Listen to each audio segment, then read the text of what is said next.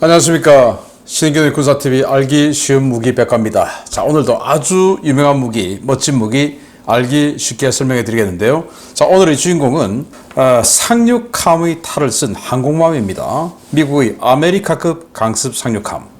자, 강습 상륙함이라고 제가 분명히 말씀드렸어요. 그런데 또 항공모함, 탈을 쓴 항공모함, 이건 뭐냐? 왜 제가 멋있다라고 말씀드렸냐? 지금 이 한반도 안보 그리고 동북아시아 안보를 위해서 불철주야 노력하고 있는 이 7함대 전진 배치 거의 고정 배치대에서 작전하고 있는 그런 항공모함급 강습 상륙함이기 때문에 멋지다 라고 말씀드린 건데요. 우리 안보를 위해서 힘쓰니까. 자, 그러면 이게 얼마나 성능이 대단한지 어떤 항모인지 보도록 하겠습니다.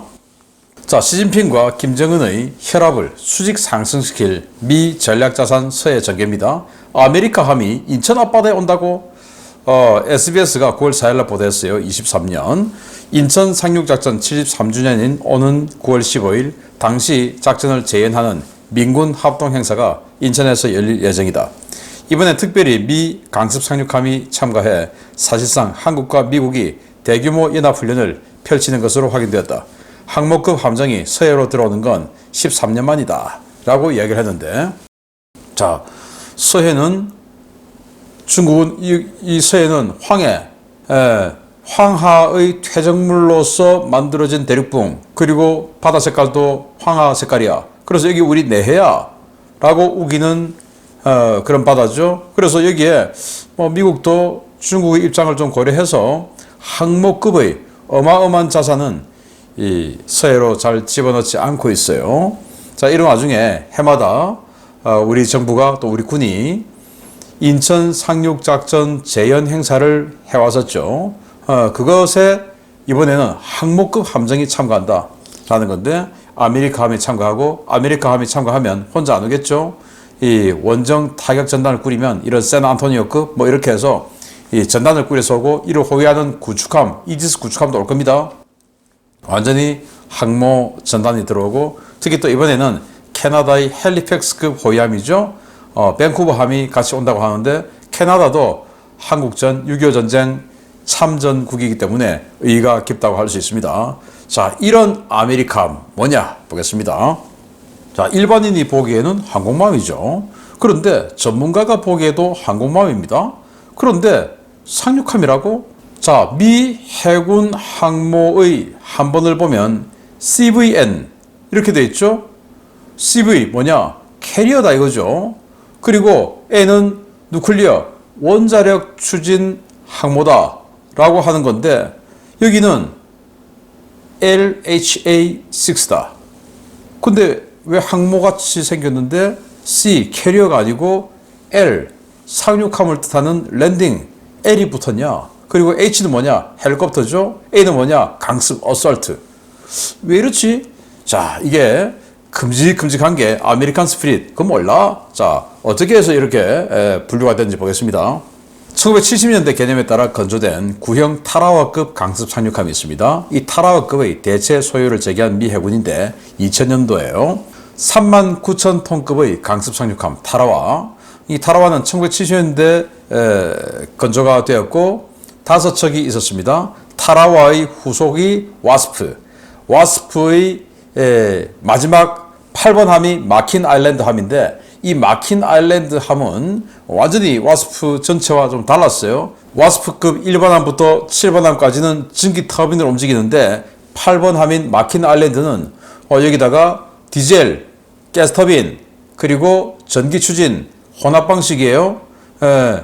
그런 마킨 아일랜드의 설계를 대폭 차용해서 만든 게 아메리카인데, 이 타라와 같은 경우에는 이제 초창기 강습 상륙함이죠. 보시다시피 이 갑판도 웰덱도 아주 좋습니다. 그리고 우리 독도함처럼 이 함수가 이렇게 살짝 좁아져요. 그러니까 직사각형이 아니고 살짝 좁아진 스타일이라서 뭔가 전투기를 운용하기에 안 맞다. 오직 헬기를 운용하는 그런 용도로 만들었다라는 거예요. 그런데 이제 2000년 들어서 전투기 F-35 운영해야 되지 않냐. 그래서 이 월남전 때 만든 거 이건 안 맞다. 라고 해서 그래 맞는 말이네. 좋다. 새 거 만들자. 라고 된 거죠. 그래서 와스프급 강습 상륙함 8척을 만들면서 조금씩 설계를 가다듬었던 미국이에요. 말씀드렸듯이 와스프는 1번부터 8번까지 조금씩 다 다른데 7번까지는 그래도 뭐 가스터빈으로 움직이는 동력체계인데 8번부터는 완전히 달랐어요. 예. 전기 혼합 추진 방식으로 바뀌었고 이 막힌 아일랜드를 바탕으로 45%를 설계 공유를 하고 나머지 개량해서 만든 게 아메리카함입니다. 그래서 2009년도에 막힌 아일랜드에 나왔고 아메리카가 2010년부터 이제 개발에 들어갑니다. 자, 막힌 아일랜드 설계를 대폭 사용해 F-35B 그리고 V-22 오스프리 운영에 특화된 배를 만들어라 라는 특명이죠. 미 국방부님이 해군 해상 시스템 사령부님을 채팅방에 초대하셨습니다. 자, 들었겠지만 조만간 나올 해병대용 F-35B 시제기가 기존 해리어보다 덩치가 많이 커질 예정이야. 기존 타라와급은 당연히 아웃이고 와스프급도 조금 힘들 것 같다. 야, 차세대 상륙함 설계 좀 해봐라. F-35 탑재 알지? 이렇게 된 거예요. 그래서 미 해군 해상 시스템 사령부님이 이렇게 대답합니다. 네, 그렇지 않아도 해병대에서 OMFTS, 즉 초수평선 상륙 교리 구현할 수 있는 항공기 운용 특화형 상륙함 만들어 달라고 해서 이것저것 실험 좀 하고 있었습니다. 그래서 그래? 그럼 뭐 컨셉은 잡았겠네? 네, 일단 덩치는 10% 정도 더 커질 것 같고요. 항공기 개납고 정비, 물자용 적재 공간 좀 더 있어야 해서 웰덱은 빼야 될 것 같습니다. 아니, 상륙함인데 웰덱을 뺀다고? 그럼 그게 항모지 무슨 상륙함이야? 웰덱이라고? 에이, 상륙함, 강습 상륙함, 우리 독도함도 마찬가지고 뒤에 이렇게 열리는 문이 있죠. 함의 뒷문, 이렇게 열리는 문. 그래서 거기서 상륙 장갑차도 나오고 진술을 하죠. 그리고 공기부양정, 미국으로 치면 LCAC, 우리 한국으로 치면 LSF2, 솔개 이런 것들이 공기부양정들이 전차 또 병력 싣고 쫙 나오는 이 웰덱이 있어야 되는데 그게 강습 상륙함인데 아니 웰덱을 뺀다고? 그게 무슨 상륙함이야? 항모잖아.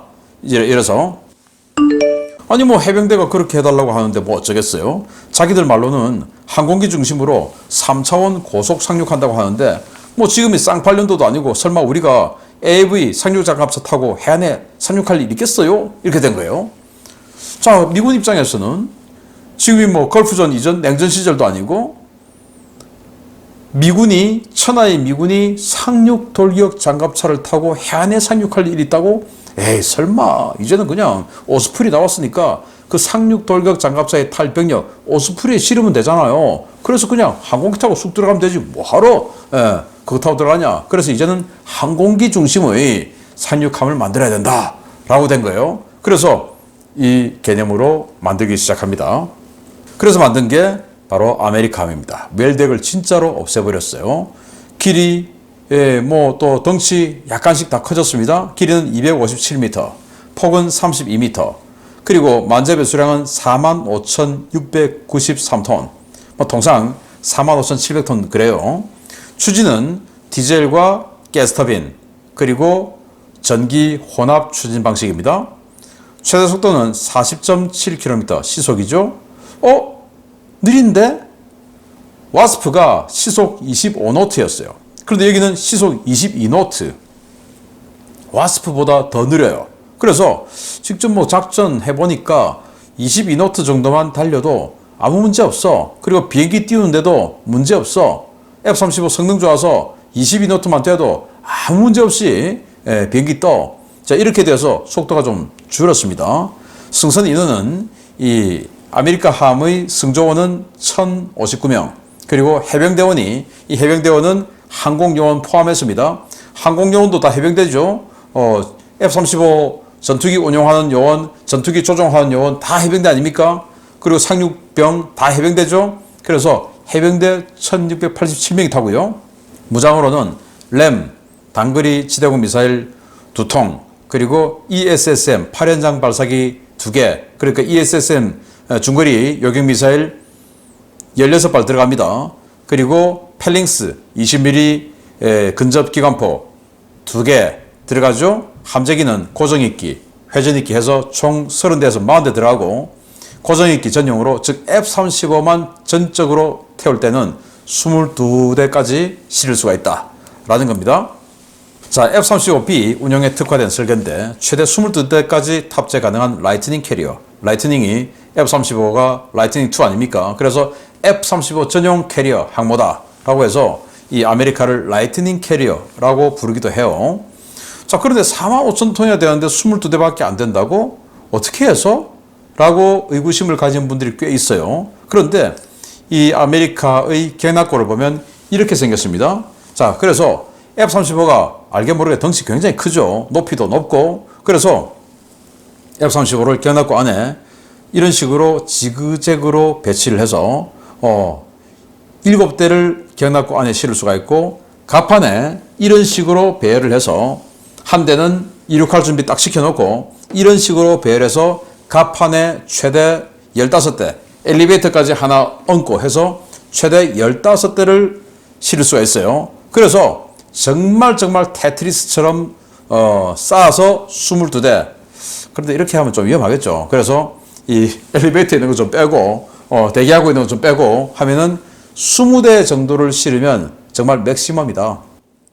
이렇게 볼 수 있고, 제 임무를 들어갈 때는 정말로 이제 F-35B를 20대 싣고 MH-60S 대잠 임무가 아니고 연락기 용도로 또 구조 용도로 쓰는 MH-60S 헬기 2대 이렇게 해서 싣고요. 통상 임무할 때는 F-35B 전투기 6대, 그리고 오스프리 12대, CH-53K 킹스텔리온 4대, 그리고 AH-1Z 바이퍼 공격 헬기 7대, 그리고 MH-60S 2대 이런 식으로 탑재를 해요. 그래서 이번에는 어떤 임무냐? 자, 상륙작전 지원 임무냐? 아니면은 완전히 재해 임무, 즉 항모 임무냐에 따라서 이런 식으로 바꾸어서 탑재를 합니다. 미 항모전단 공백 사태가 있었어요. 그 공백 사태를 완벽하게 커버한 아메리카함입니다. 어떤 사태였냐 하면, 로널드 레이건 함이 지금은 이제 작전에 나왔지만 거의 한 2년 정도 수리를 하고 있었죠. 그 수리를 하고 있으니까 7함대 로널드 레이건이 없으니까 지속적으로 미 본토에서 7함대 로널드 레이건을 대체할 수 있는 항모를 한 척씩 보내줬어요. 2020년 초에 시어도어 루즈벨트 항모가 왔는데, 그때 이제 베트남하고 관계 개선해서 뭐 잘 되고 있었죠. 그래서 사상 처음으로 미 항모가 베트남의 항구에 입항을 한 거예요. 바로 다낭입니다. 우리 한국 관광객들 굉장히 많이 가시는 다낭에 입항을 했는데, 그때 뭐 코로나가 극심할 때였죠.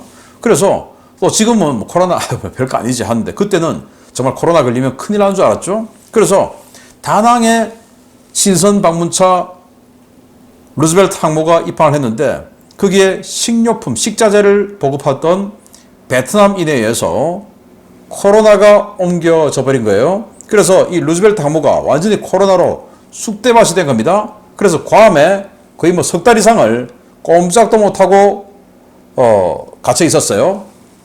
그리고 로널드 레이건 항모는 수리하고 있죠. 항모가 없어져 버리는 겁니다. 그래서 아메리카함이 다 비우고 오직 F-35만 탑재를 하고 항모 임무를 수행을 한 겁니다. 시어도어 루즈벨트가 미국으로 돌아가고 대체 항모가 올 때까지 항모 임무를 수행을 했는데 아주 수행 잘했죠. 왜? F-35를 20대 이상 탑재를 하니까 중국 항모가 겁나죠. 그래서 이 아메리카함이 항모 임무도 꽤 잘하네. 이거 항모로서 가능성이 아주 크구나 라고 인식을 하게 된 게 이때입니다. 실전에 해봤으니까. 자, 그러면 도대체 얼마나 크기의 항모 임무 대체가 가능했을까? 아메리카급의 덩치를 한번 보면 제일 왼쪽에 있는 이게 바로 니미츠급, 그리고 제럴드 포드급 미 항모죠. 이렇게 큽니다. 그리고 그 다음에 있는 게 퀸 엘리자베스 영국이죠. 그 다음에 프랑스의 샤를 드골, 그 다음이 중국의 랴오닝, 그리고 그 다음이 러시아의 쿠즈네초프, 똑같은 거죠. 그리고 그 다음이 인도의 비크라마디티아, 이게 이제 과거 소련의 키예프급 항모를 개조해서 만든 겁니다. 그 다음이 인도의 비크란트, 인도 국산 항모죠. 4만 톤짜리. 그거하고 보시다시피 길이가 똑같습니다. 오히려 여기는 직사각형이기 때문에 조금 더 효율적이죠. 여기는 이제 앵글드 덱을 만들었고, 그리고 그 다음에 이즈모, 뭐 이런 식인데, 제일 오른쪽에 있는 게 한국의 독도함. 그래서 독도함보다 이게 엄청나게 더 크구나. 그래서 F-35 충분히 운용할 수 있는 길이, 넓이가 되구나 하는 것을 느낄 수가 있고, 톤수로 따지면 이 비크란트보다 더 무겁습니다. 45,000톤이니까. 그런데 플라이트 1에서 또 대대적인 설계 변경이 들어간답니다. 지금 1번 함인 아메리카함, 2번 함인 트리폴리, 여기가 플라이트 0, 그리고 3번 함, 이 부건빌 함이 플라이트 1이래요. 이 플라이트 1 또 설계 변경해서 이제 다시 웰덱이 생겨요. 아니 1번 함, 2번 함은 항모 임무 전적으로 한다. 또는 상륙 작전도 이제는 오직 항공기로 한다. 라고 해서 웰덱을 안 만들었는데 한 몇 년 지나서 3번 함에 다시 웰덱을 만든다는 거예요. 그리고 높이도 조금 높이고. 이게 뭐냐?